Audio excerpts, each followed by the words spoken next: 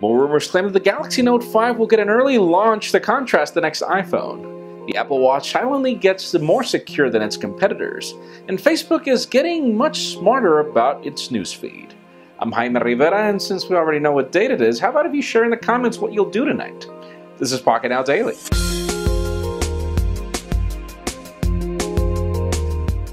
Let's begin today with the official news, as Google has just pushed its first update to the Android M developer preview. We know that Google is working hard on giving us this next version of Android, and now they're pushing out the teeth necessary for developers to start building applications that are compatible with Android M.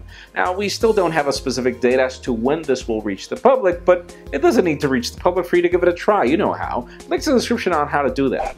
And if any of you are joining me in hating those Candy Crush invites in addition to the crazy viral links of the top 10 something on Facebook, it seems that the company has just picked up the memo, and there is this new update for the iOS application that will allow you to define which people you don't want to follow, which people you do want to follow again, and particularly what people you want on your feed at the top and which you want at the bottom, discover new pages, etc. Something very necessary for Facebook. Let's just hope that the ad-based content also moves to the side.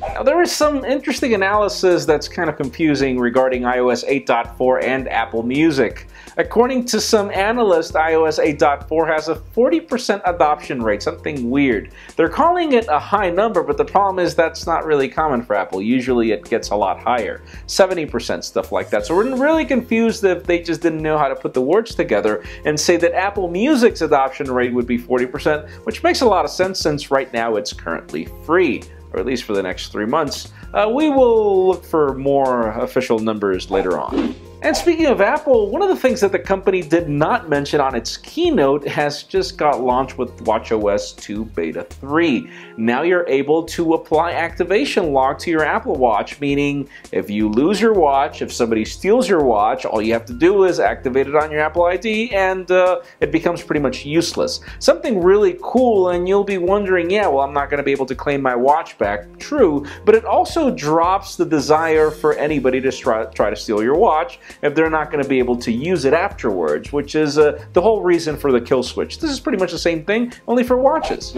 And finally, for the very interesting rumors of the day, some trusted sources close to Samsung claim that yes, those other rumors saying that Samsung is going to launch the Galaxy Note 5 before IFA apparently will happen, and it seems that it will happen in mid-August. And the biggest reason why is because Samsung is interested in overshadowing the iPhone 6s Plus with its new phablet, and obviously Project Zero or Project 02 or whatever they're going to call it is going to be very important for this, as the Galaxy Note 5 is apparently getting a major revamp. But it does lead me to the question of the day.